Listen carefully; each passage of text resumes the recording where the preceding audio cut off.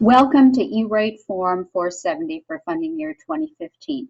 This is Pam Jacobs. I'm E-Rate Coordinator for the Iowa Department of Education. And should you have any questions after viewing this webinar, please feel free to get in touch with me. As you can see on the screen, the dates that we're thinking about for E-Rate funding year 2015 start next July, but it's now time to start thinking about applying for those services, especially posting the Form 470.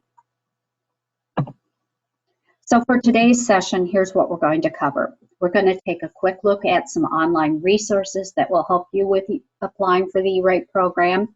We'll talk about why we do a Form 470.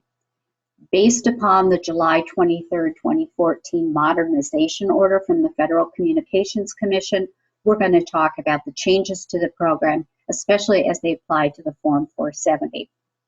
Then we'll take a look at errors that people have made in the past on the Form 470 and try to safeguard against making those errors in the future. I'm going to talk about just a couple commonly asked questions, and then we'll actually go through the new version of the Form 470. And for those of you who are experienced, seasoned E-Rate veterans, the new version of the Form 470 will not look that much different, but it is now available and ready for use. Just a few other references here. Probably you already have my email information, my phone number, but also if I ever say to you, you need to get in touch with this School and Library Division Client Service Bureau to change phone numbers or addresses of buildings, you can see their number on the screen. Also, my counterpart from Iowa Library Services, Jay Peterson, helps public libraries with their E-Rate filing. So let's go through three online resources fairly quickly. You can review these at your leisure. The first one is the actual USAC site. And again, this doesn't look too much different than it did before. The new version, you will notice under Form 470 will not have the Form 470 interview. That has been removed, but that's not something we ever used before. So you'll be using that to create Form 470, and after the first of the year, you'll be doing the Form 471 from this site. The second resource is the E-Rate Central resource. I like this because it gives quick glance at information about your specific school or district. What E-Rate Central does every night is they download from the USAC database information about funding commitments or forms that are filed. And so if you look at the top of the screen where it says state information, you would click that, click on the map of Iowa, and then in the upper left-hand corner, put the billed entity number for your district or your non-public school and hit search. And when you do that, it brings up a funding history for your particular school or district.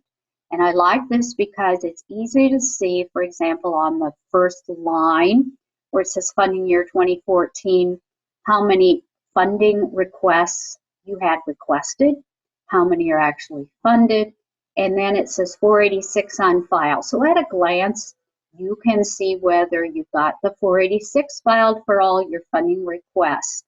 And if you want to get more information about any funding year, you click on the funding year itself, and it brings up all the detail, including who the service providers are, how much was actually funded, and although it doesn't show very well on this screen, the amount dispersed. And the dispersal amount can then help you see whether you're getting discounts on monthly bills.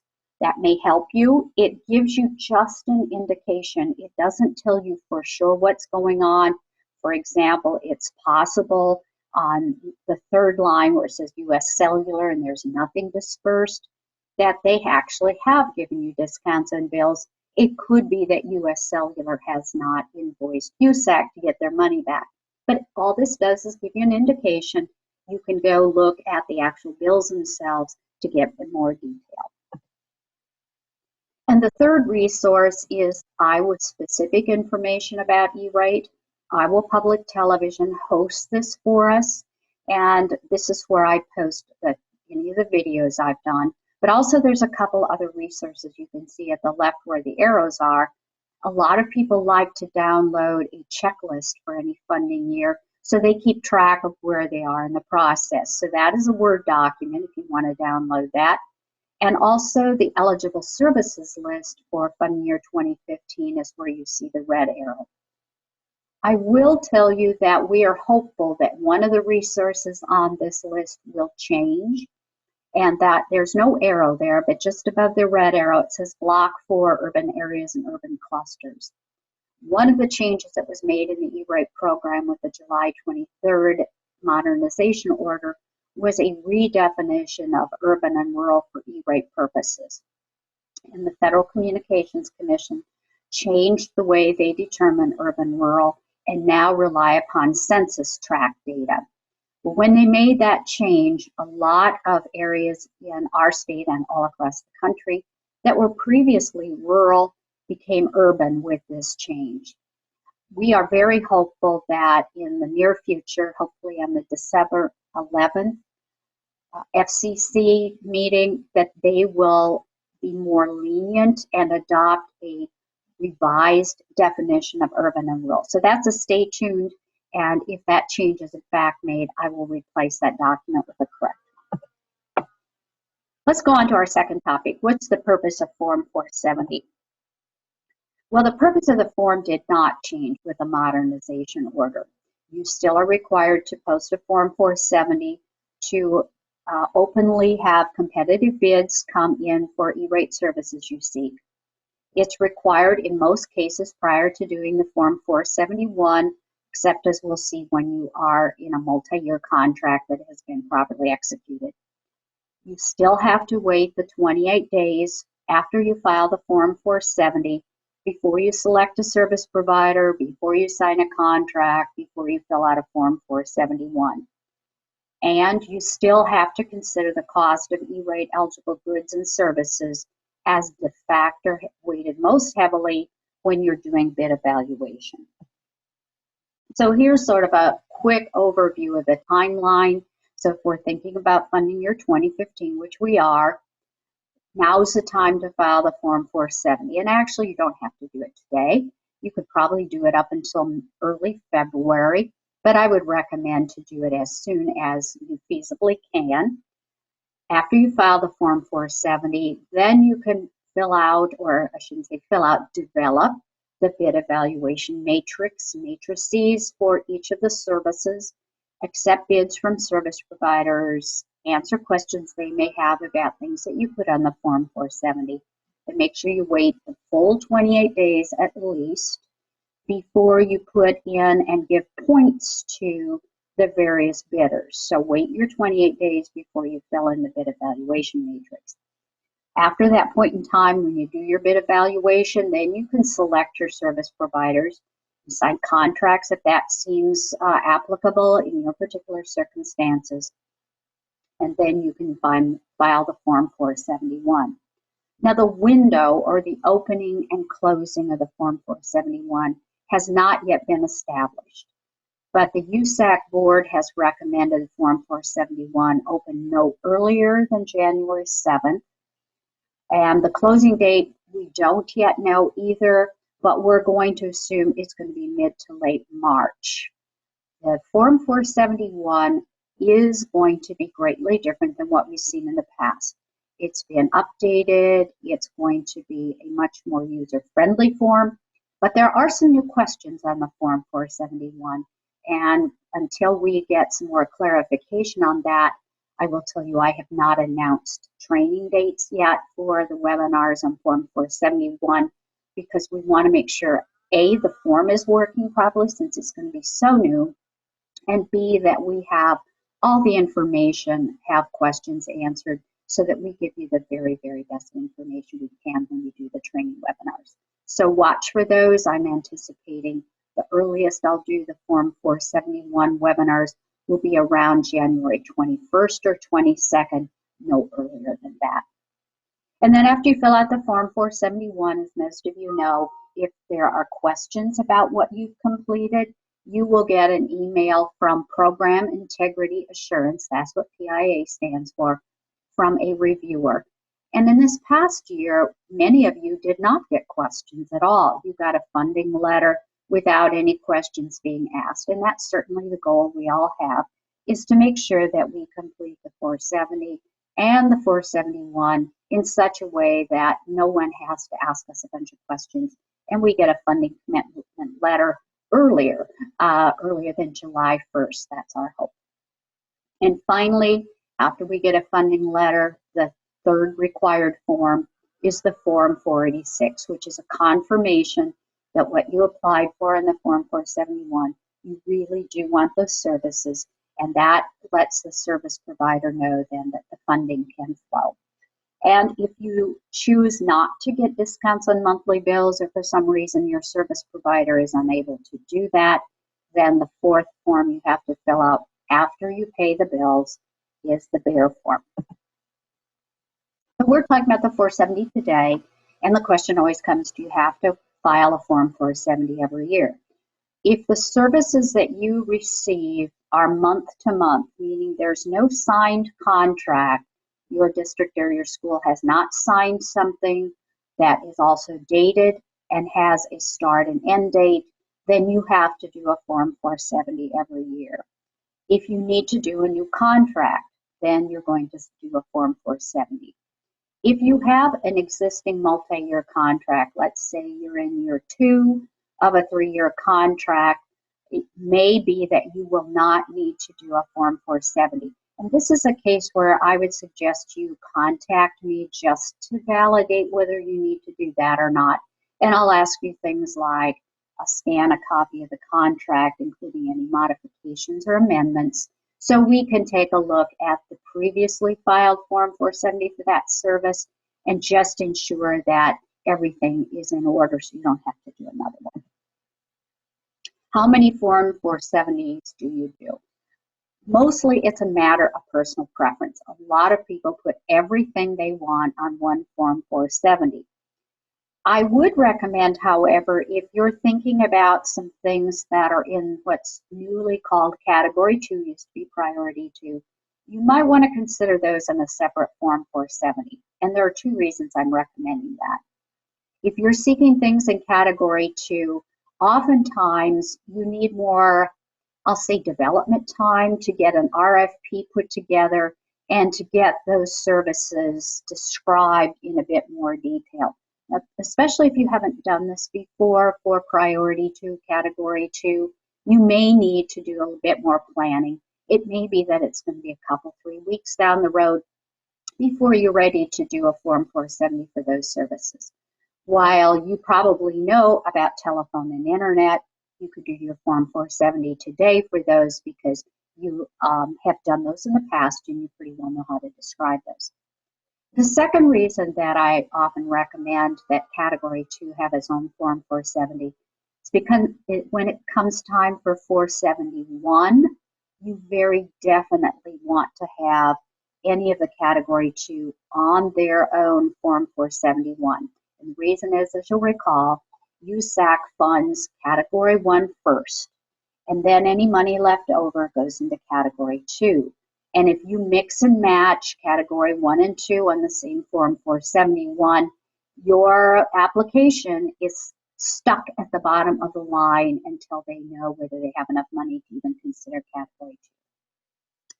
Also, if you are thinking about applying for anything that is E-rate uncertain as far as eligibility goes, or conditionally applicable, and we'll see more in a little bit about that, such as data plans, I would separate those out, especially on the Form 471.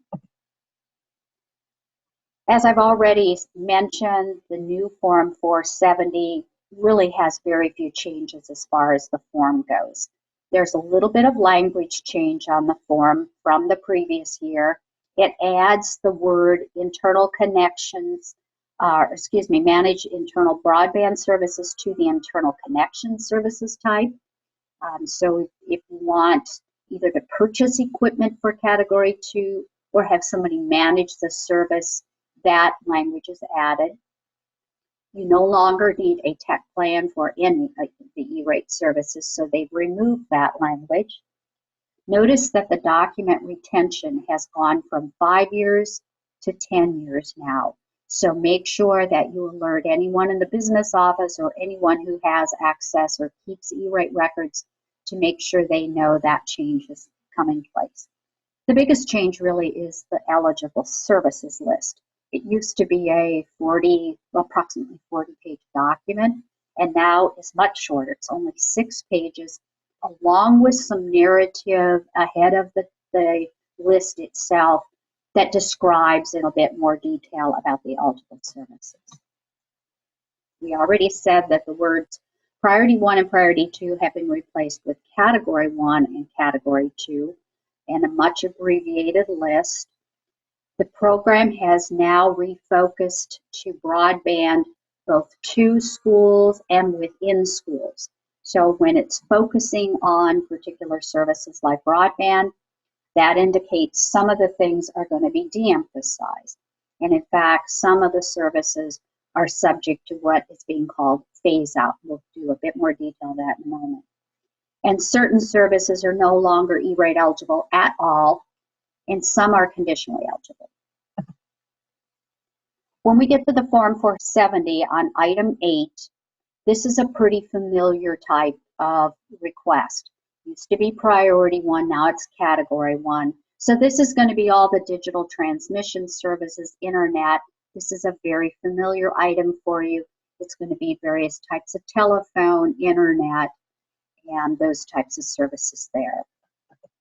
So when you list internet access, for example, on Form 470 in item 8, or local long distance telephone, these are the types of things that you're likely to get back as bids from service providers. If you ask for internet at no less than 100 megabits, a service provider might bid back an Ethernet circuit. Or MPLS, multi-protocol label switching. You can see the types of things that are listed on the screen. I'd like to draw your attention to the very last bullet on the screen. While the eligible services list does not talk about video conferencing in that part of the document, earlier on in the document, it does describe video conferencing service as a broadband service. Now, you can't get things like a codec equipment purchased with it or the video conferencing cameras or anything like that. But if you're paying a monthly service or an hourly service or a flat fee for video conferencing service, that is E-rate eligible. Many of us in the past have requested data plans as part of a cellular telephone or a broadband service such as a MiFi type of device. And the FCC has said that these are going to require a great deal of justification if you're going to apply for these in the future. And I have put in quotes from the modernization order what the FCC says about those data plans. In most cases, I think the FCC realizes that data plans were likely being used in those instances where they were at an ineligible location, off campus, for example. So an eligible location is not a school bus, according to the FCC. It is not the superintendent's school car driving from one building to another. So just know that data plans are likely not to be E-rate eligible unless you have some strong justification of why this is the most cost-effective way to get internet to an eligible location, an eligible school or library. Certain services are no longer eligible at all. Notice the final one on the list, web hosting, starting with funding year 2015, is not E-rate eligible, nor is text messaging if you have that as part of a cellular plan. Now, I know a lot of people have asked, okay, I've got a cellular bill that has cellular telephone, it has text messaging, it has a data plan. What am I supposed to do with that? And I would certainly urge you, when you post a Form 470, you can still ask for cellular telephone service as an E-rate eligible item, but I would make sure when you get bids in from cellular companies, they know about this. Make sure that you clarify if the bids don't say this is E-rate eligible, this is ineligible as far as the bids come back. I'll circle back to the service provider and say, I need to have you help me break this apart. Also notice that a couple things that are connected with, I'll call it landline telephones, such as direct inward dialing, that's no longer E-rate eligible. And again, if you're not sure what the cost is when you get a bid from a telephone company, circle back with them and say, I want to make sure you see this list, send them the list, in fact, and say, are any of these costs part of your bid? If so, I need to have you break out those that are ineligible so I can do a bid evaluation based upon only those things that are E-rate eligible as far as the most important factor. Some of the services are subject to a phase out. So there's currently going to be rate eligible for 2015, but at a lower discount percentage. And these are basically things related to telephone or voice, VoICE. So it can be local telephone, long distance, Centrex service, cellular telephone. If you have an interconnected voice over internet protocol, all of those are going to be subject to a phase out. And here's what the phase out looks like. So if you go over to the far left-hand column and your discount after you do the calculations online comes out to be, let's say, 60% for everything else like internet. For voice, anything related to that will be 20 percentage points less. And the Form 471 will actually automatically calculate that. What we've seen, there'll be a little checkbox that you will check if it is related to voice services, and automatically the online system will do the math and subtract 20 percentage points as far as a discount. Again, going back to the Form 470 on item 8, that is your priority 1, category 1 services. These are the common things that most of us will put on the form: local long distance, cellular telephone, internet access, wide area networks so that you interconnect either with dark fiber or lit fiber between your various buildings, and video conferencing service if you're paying something for IP video. Now let's turn our attention to category 2. And in the past, most of us have either not applied for this, or if we have, there has not been adequate funding to get down to our discount level. But a couple things changed with the July 23rd order. One in particular was, as services are being cut or removed from the eligible services list, that means that there's certainly going to be more money available for category 2. Second, we're going to see in just a moment, no longer in category 2 is the sky the limit, I guess you would say, as far as funding for category 2 items. The FCC established what they call a budget. And so while you could ask for a lot of money if you want to, there's only going to be a certain budget allocated to any particular schools based upon the student enrollment. A third thing that's kind of waiting in the wings, and again, we're waiting for the December 11th modernization order, I guess you'd say second order from the FCC. The FCC chair has recommended to the other FCC commissioners that the funding cap be raised. And if that happens, and we're all hopeful, of course, that it will, that will be voted on in the affirmative, that will put more money into the fund, meaning more and more of us will have access to category 2 money. There are 3 ways that you can tap into category 2 money, or I should say apply for it, because this is not a grant program, as we all know. You still have to apply for it, they still have to approve it, and they have to have the fundings to allocate. But there are 3 options for how you may mix and match your requests for category 2.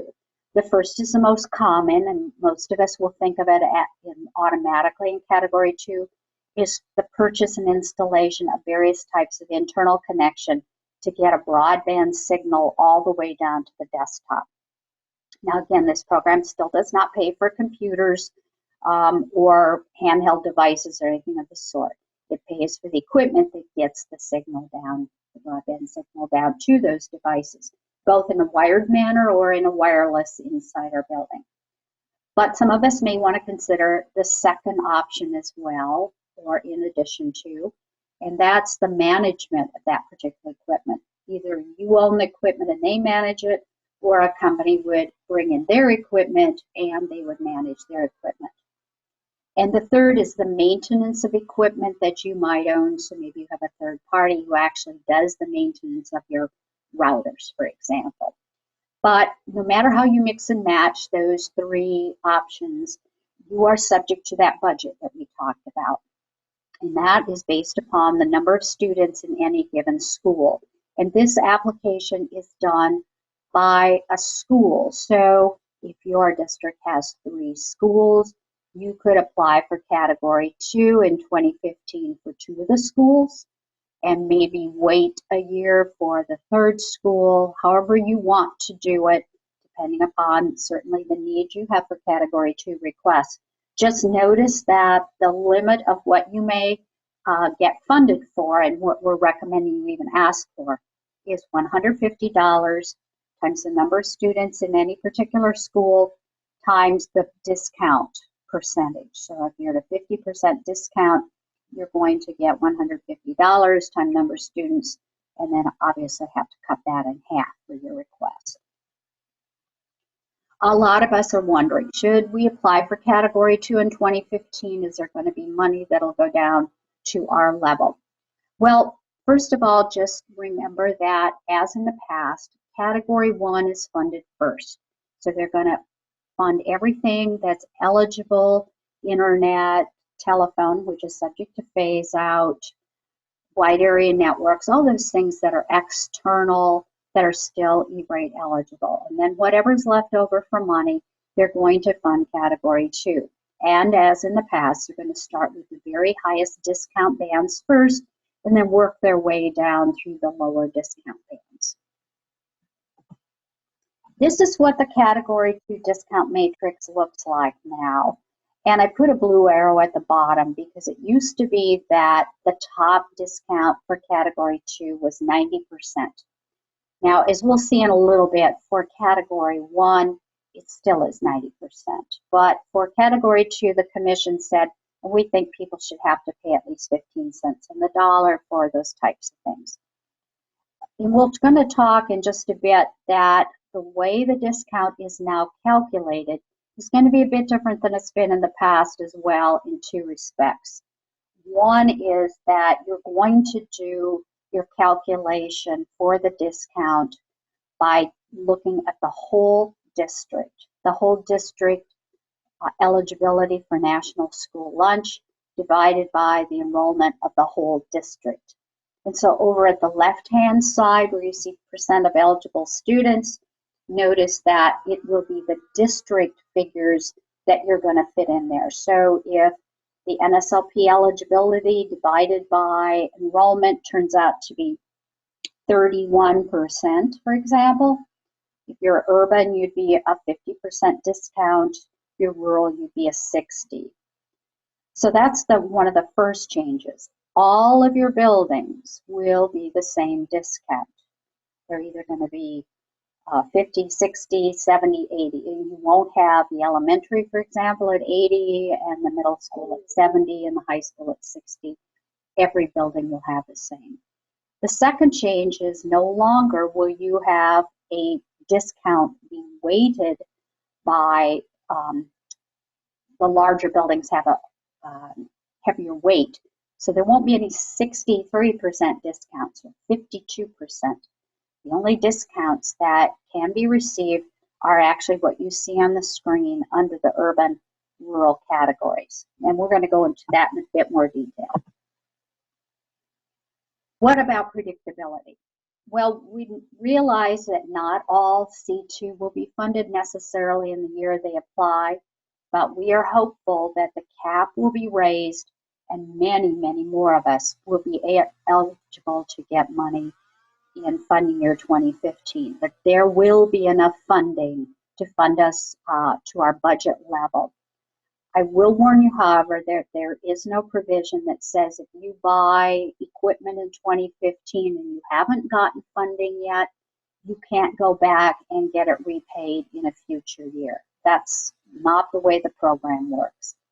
And so just note that we're very hopeful that there will be enough money for us to all have Category 2 in 2015. There's no assurance for that, certainly. And just remember that if you don't request up to your budget in 2015 and you get funded, you could request the remainder in a future funding year. Again, it's dependent upon what the scope of your project is, what the bids are that come in, all of those things. So again, if you're planning to do a project in 2015, by all means, get bids, apply for it. Hopefully it will be funded, there'll be adequate funding, and you can move ahead. But have a contingency plan in case there is not adequate funding, either something in a contract that states that if you don't get E-rate funding, you won't go ahead with the project, or you might consider asking for a bid that would be good for 2 years, for example. So if you don't get something in 2015 funded, you could go ahead and not have to rebid the whole thing for 2016. So these are the types of things that are E-rate eligible if you decide to purchase and install equipment. Again, the installation has to be done by some third party. You cannot pay your staff salaries from this particular funding.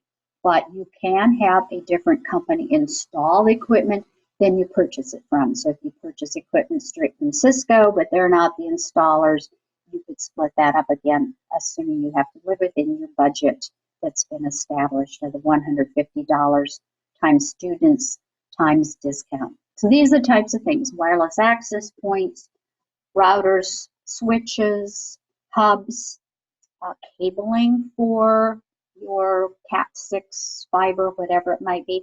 Notice that caching is newly eligible, either caching service or caching servers. Those things are E-rate eligible. All the things you see on the screen.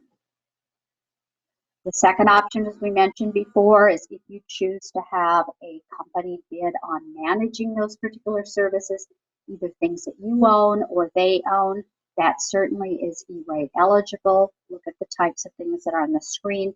I took this straight from the eligible services list. So let the eligible services list be your guide. And finally, the third is the actual cost for maintenance of the types of things that you saw back on the screen where it had the number 1. You could certainly have a third party do the cost of what it is to keep those things, to the upkeep of those things. There are some things that were removed from the Category 2 eligible services list. Some of these were related to telephone services.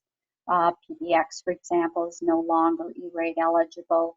So you can see on the list things that are not Category 2 eligible any longer. No longer servers, for example, E-rate eligible unless they're a caching server. Every year I have people ask about RFPs. Now our larger districts have often done RFPs because the services that they're requesting are complex enough. They don't fit very well on the little lines on the Form 470, so they've been doing RFPs. But we're recommending that if you're thinking about doing any kind of Category 2 service, you'd be better off with an RFP. And it doesn't have to be complicated. It can be a few paragraphs. It could be a few paragraphs that you post on your district website if you've got a place for that. Or you could have it in a PDF, and you could, upon request from the service provider, send them this RFP. You just want to be careful that you provide the same information to all vendors, that you don't give some information to other vendors and withhold it from others. So an RFP is a good way to ensure that everybody's getting the same information. And if one vendor sends you a question for clarification and you answer that, I would recommend that you send that question and answer to all vendors who requested your RFP or indicated that they're bidding, just to ensure that everybody has the same information so you can get the very, very best bids. If you need help in doing an RFP, the area education agencies in Iowa have volunteered to put together some sample language. They are working with the tech directors in various districts and schools in their region to identify those Category 2 pieces of equipment and services that are going to be most commonly requested. So they're going to give us some sample language that you can then tailor to the specific needs of your district. If you decide to do your own RFP, you certainly don't have to wait for the AEAs. Make sure that you give some basic information. For example, if you're asking for wireless access points for an elementary school, you want to make sure that the RFP has the name and address of the school. You want to make sure they have some idea of how large the building is. So the number of classrooms, the number of square feet, the number of common areas, perhaps the enrollment. They need some kind of idea how many devices are going to be tapping into the network at any particular time. Make sure that when you ask for a piece of equipment, you certainly can tell them what you have right now. For example, let's say with wireless access points, you could indicate what you currently are, but you can't say, we only want bids for this particular brand and model. You should say something of brand something or equivalent, because you cannot just say, I don't want any other pieces of equipment. I only want things that are that particular brand. So make sure you get or say the or equivalent. And then on item 13, and we'll see this when we go through the Form 470, best practice would say that you indicate that you're interested in multi-year contracts, contracts with voluntary extensions. Let's go now to the topic about common errors that we've seen in the past. One of the most common errors is not so much that people don't wait 28 days between the 470 and 471. The more common is that they select a vendor or they do their bid evaluation before the 28 days are up. So make sure you wait full 28 days. And if you're doing an RFP for Category 2 and you're putting it on your website, if for some reason you do the 470, you're delayed in getting the RFP on the website, you need to wait whichever is longer of the 28 days. So let's say I file the Form 470 today. 2 days from now, the RFP is on the district website. I have to wait 28 days after the RFP is on the website. So just remember that caution. And so assuming that we sync everything up and do the RFP at the same time the 470 is out there, when we go back and look at our completed Form 470, it will give us the allowable contract date. It'll calculate the 28 days for us, again, assuming everything has been posted and available at the same time. Second common error, and this is becoming unfortunately more common, is that applicants don't keep their documentation of the bid evaluation process. And that's not only the winning vendor, but the ones that also came in and were not winning. So just remember that you have to have some kind of process for evaluating bids, some sort of criteria, and you have to follow it. Second thing is the cost of the E-rate eligible goods and services has to be the factor weighted most heavily, more than any other single factor. We've already mentioned, keep records of the bids. You can keep them electronically or on paper, whatever you choose. You do need to do a separate bid evaluation for each of the services, so that criteria you use for different services need not be exactly the same. And after you do your bid evaluation, I recommend you somehow write on the bid evaluation criteria documentation the date that you reviewed it for your records. So again, it shows that you waited at least your 28 days. This is an example of the bid evaluation matrix from USAC. So I did not develop it, USAC did. But notice over on the left-hand side, the factors.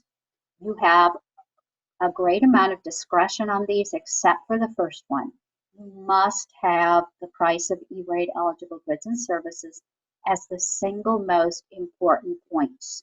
So notice in the second column, the points that they have established here as their example out of 100 happen to be 30 for E-rate eligible goods and services.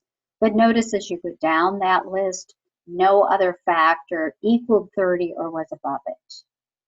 But you can see some of the different types of factors that you might have, and we'll see a few more on the next slide. I would like to draw your attention to the third one, because if there are some things that come in that are ineligible but are going to be quite costly for you, that could be a factor. And that could be things like training that you would need in order to use a piece of equipment or switch a service over, or the time it would take staff to make something compatible or workable in your situation. Also notice you can give points for the ability of the service provider to give you discounts on bills versus requiring you to file a bear form. So those are just some examples. So notice in this particular example that the winning vendor, which was vendor 3, actually wasn't the cheapest. Vendor 2 got more points as far as having price as the eligible factor. But of the other factors, vendor 3 was the winner. So again, make sure you have documentation, you have criteria in which you can evaluate your bids. So must you accept the lowest bid? No, but obviously you have to consider the price of E-rate eligible goods and services as the single most important criteria. That's why when you get a bid from a company, if they don't clearly specify what's E-rate eligible or not, go back and ask them. I need to know which of these is E-rate eligible or not, because it's the E-rate eligible parts that you're going to evaluate. And so some other factors are on there that you may consider, but just don't have them more than the price. By the way, you don't have to have the same criteria for each service. Let's say you're asking for a cellular telephone, and you know that there may be questionable service or signal in particular parts of your district. You might want to have that as a factor on the cellular, but it wouldn't necessarily be a factor that you would have for some other type of service. You certainly may sign contracts. Some of us, particularly for Category 2, you're likely to sign contracts. Internet's probably another one. Most of us will sign a contract. Many of us for local telephone do not.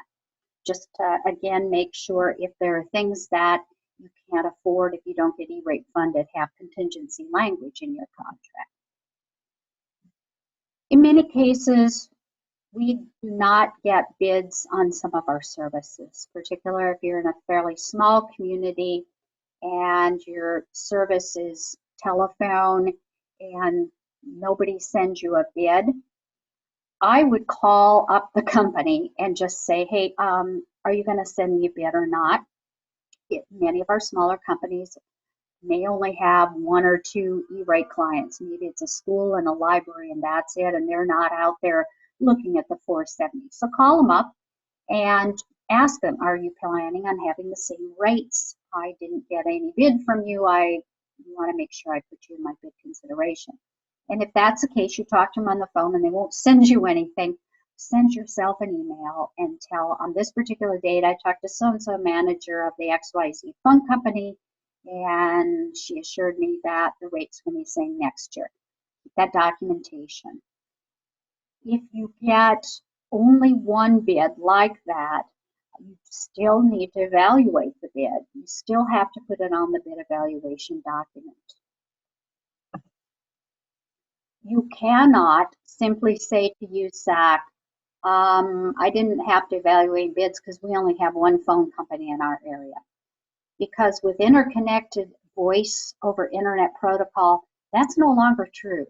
There are other companies that could provide you that service. Now, granted, it might cost additional to get handsets that are compatible with voice over IP, or you might need training. And obviously, you can put that in the bid evaluation.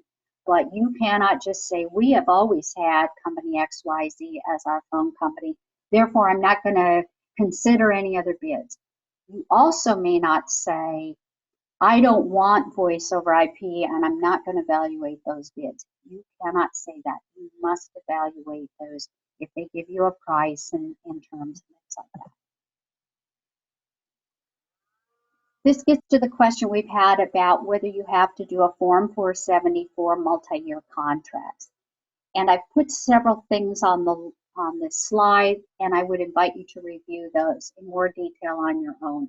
Again, this is an issue. If you're unsure on any of these questions, get in touch with me and I'll help you look at the contract you have, and I'll help you look at the 470 that established that, and we'll determine then yet whether you need to do a 470.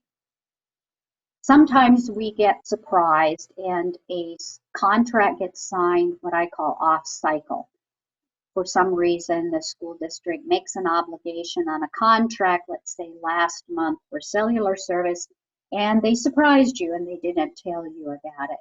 So there is a way to fix this, and I have put on the screen what USAC says is the guidance they give on how this should be followed.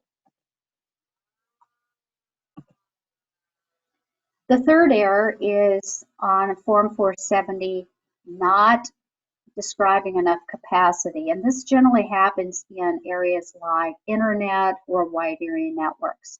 So just as a caution, don't just list the current capacity that you have, because you may need to grow in 2015 or beyond. So use words like no less than or minimum of, so that it allows you to grow as your bandwidth needs grow. The fourth common error is people get ready to file the 471, let's say in February or March, and they find out that they forgot something on the Form 470. So assuming that you discover this in time, you can do a second Form 470. You don't have to repeat all the things that were on the first one. Just fill out a second one for the things that you forgot. A fifth most common error, and we already talked about this, is when you list local and long distance on the Form 470, or you say something like voice services, just remember you must evaluate voice over IP. And again, I have put the guidance that USAC has and how you can evaluate those bids, but you can't just ignore them. Let's talk about a couple commonly asked questions, and I've just got two on here. What if you find you made an error on Form 470? We'll not worry about the 471 today. And then as you're waiting your 28 days, what else should you be doing to get ready? So what if you make a mistake on a Form 470? Probably the easiest thing to do if you find the error fairly quickly is just to do a new Form 470 and describe it accurately. And then if anybody has bid on the wrong Form 470, the old one, the incorrect, just send a note back to the service provider and say, I made a mistake. Here's the correct Form 470, and make sure they know which Form 470 is applicable. If it isn't anything that is a service they bid on, just remember you have to consider that bid, but you want to make sure they know that you've replaced with a new one that made a correction. If you discover something later in February that is an error, get in touch with me and we'll see what type of error it is. Hopefully it's something that can be easily changed or easily modified, not terribly hard to correct. And what should you do again while you're waiting the 28 days? Well, there are just a few questions to ask yourself, especially about changes either in building configuration. Are you building new buildings? Are you closing buildings? Are you merging with another school? Or do you have a building that was once an elementary building and now is going to be the admin building? Whatever it might be. If you have any of those situations, you're going to want to get in touch with a client service bureau. You're going to also want to let me know.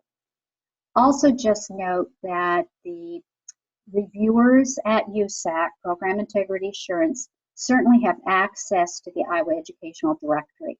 And so they often will look at that to see if they have any questions if a building's changed names. So you want to also look at the Iowa Educational Directory to make sure that the names you have of the buildings match what's in the directory. If not, get in touch with me and we'll make sure that things jive up so that they're all exactly the same. Here's the Client Service Bureau number again. If you want to change the names of buildings, you will have to talk to them. They may want information writing on letterhead. Pretty simple to accomplish. I want to emphasize this just one more time. I went over it fairly quickly, but it's because of the new way that your discount is calculated based upon district level data rather than building level. I know this is confusing because in category 2, you apply for that money by buildings, but you're still getting the same discount percentage for all the buildings. And that's because it's calculated at the district level. So again, the number of students eligible for free plus reduced lunch divided by the enrollment for the whole district, and you're going to put that on the discount matrix.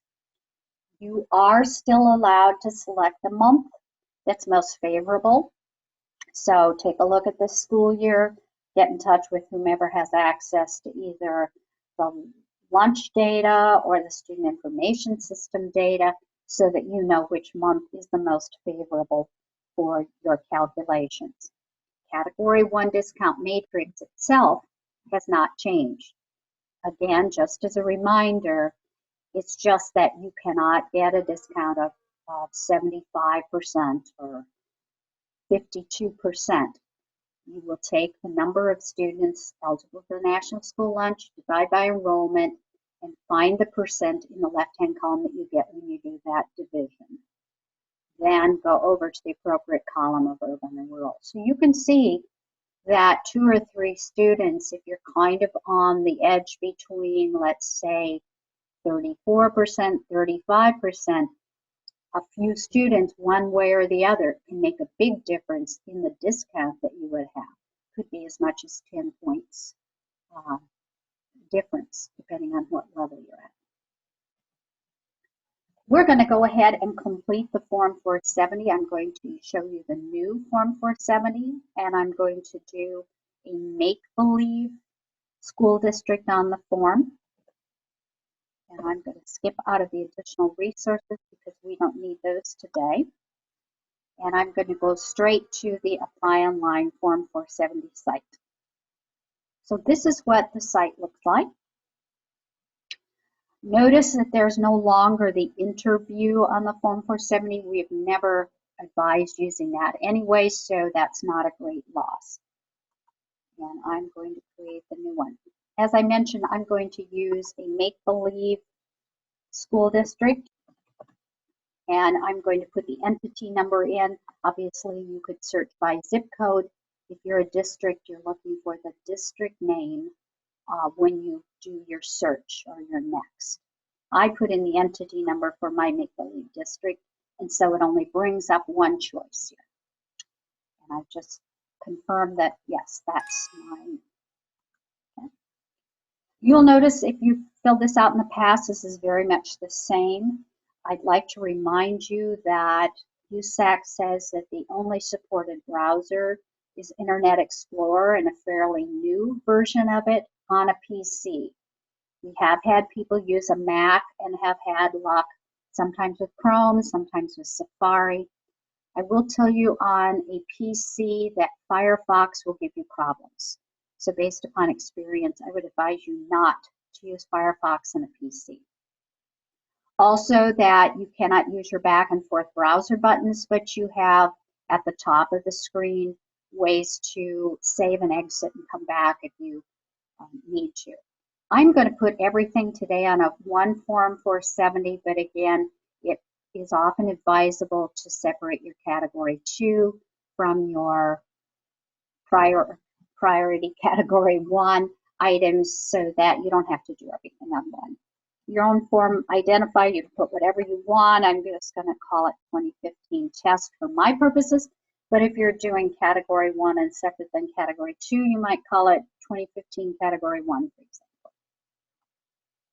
Only one funding year is available now, and that is the new funding year. If anything is wrong in 4, you cannot change that. You'd have to call the Client Service Bureau. 5A asks for type of applicant. Folks, we're only one of 2 types. If you're a non-public school, you would select individual school.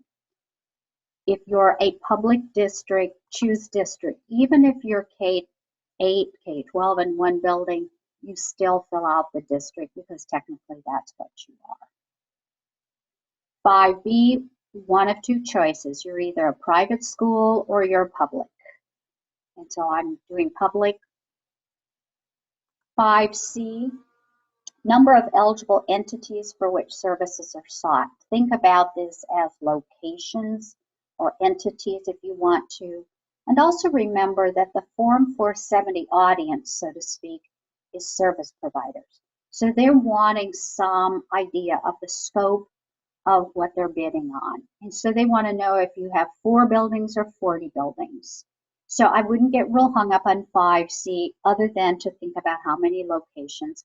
Certainly bus barns are E-rate eligible locations for Category 1. School admin buildings are as well if you have separate ones. So I'm just going to say that there's 4 for this particular district. I'm assuming that you're the contact person, and I'm going to quickly copy everything from up above, but this you can modify. So if you have a different phone number, different street, whatever it might be, that you can change.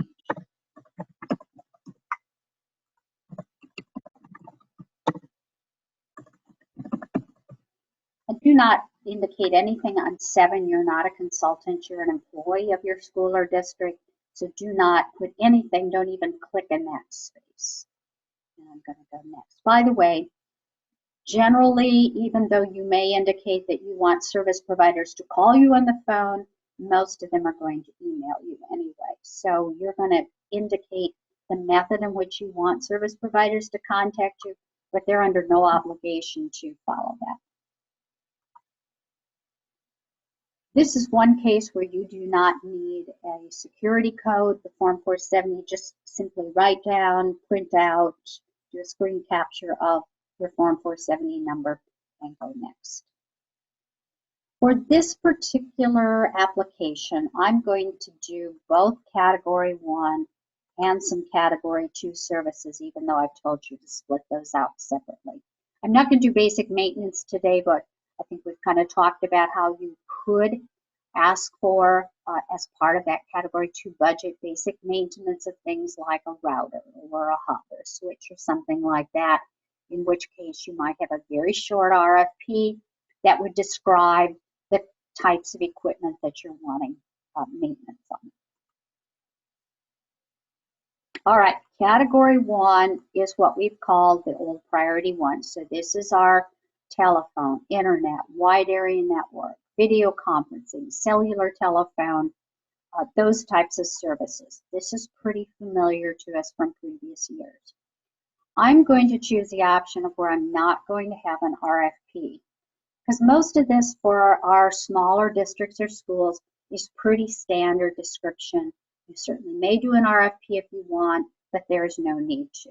So I'm going to say local and long distance telephone. I'm going to say service for all 4 buildings in the district. Now I could also say something about no less than 20 lines or something like that, but generally that's adequate enough. I'm going to ask for cellular phone service. No longer am I going to ask for voicemail or text messaging or data plans, just cellular telephone.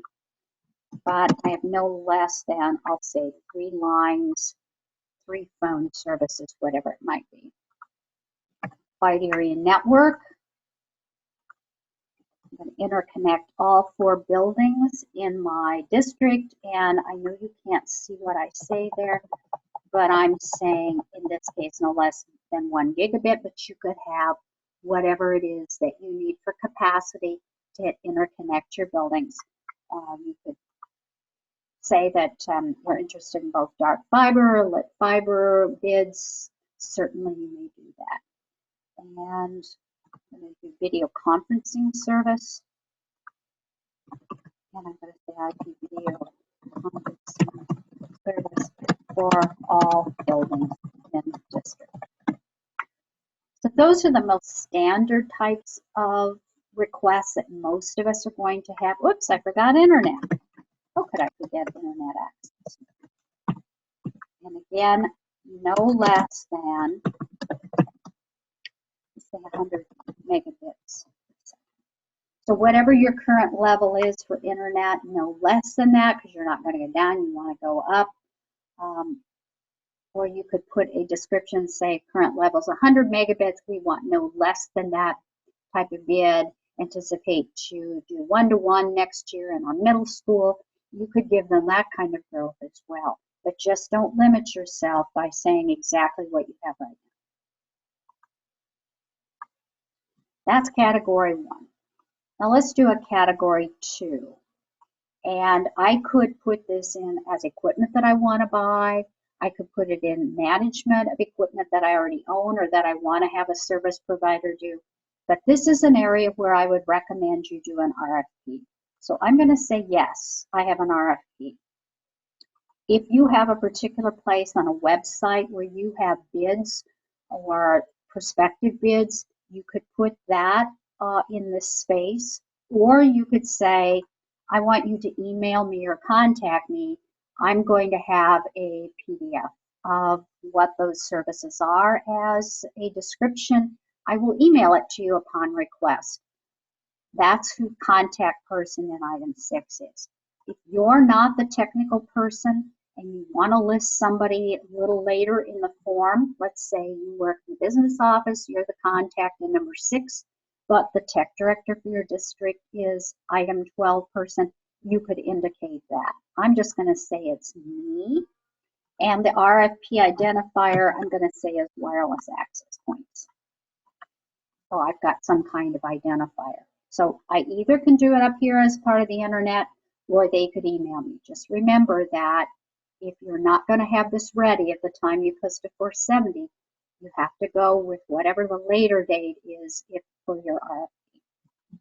So just as an example, let's say wireless access point is what I'm looking for. Quantity or capacity, I'm going to say CRFP first. And then I'm going to say something, I don't have to go into a lot of detail here because the rest of the details in the RFP. But I'm going to say adequate wireless access points to cover an elementary building, I said, of 50 classrooms.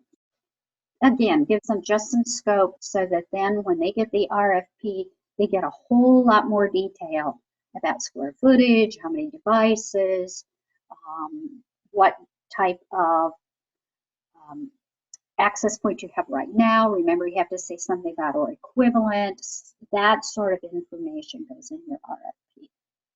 And I could add more services if I need a router, if I need cabling or whatever. We previously mentioned that if somebody else is going to be answering technical types of questions, details about the RFP, you would put their name in 12. I'm going to say no, there's nothing there.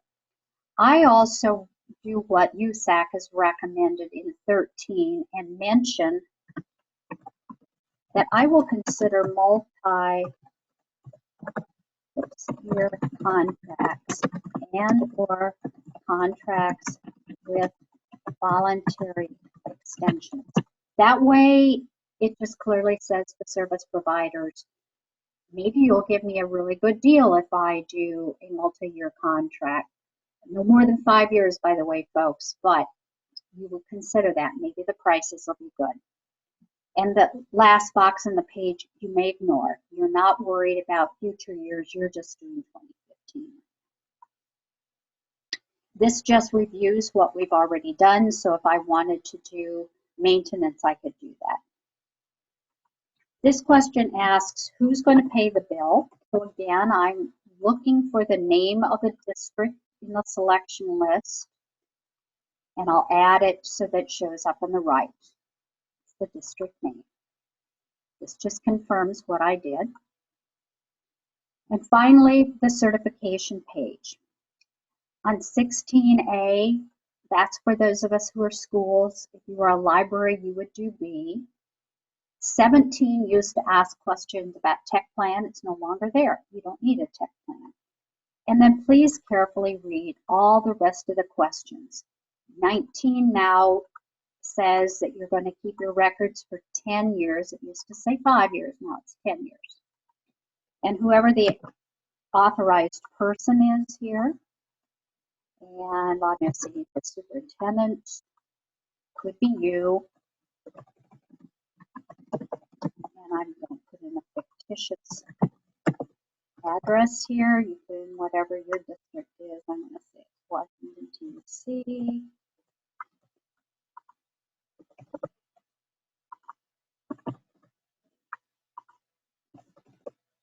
I don't believe you need a fax, but you sure do need an email address.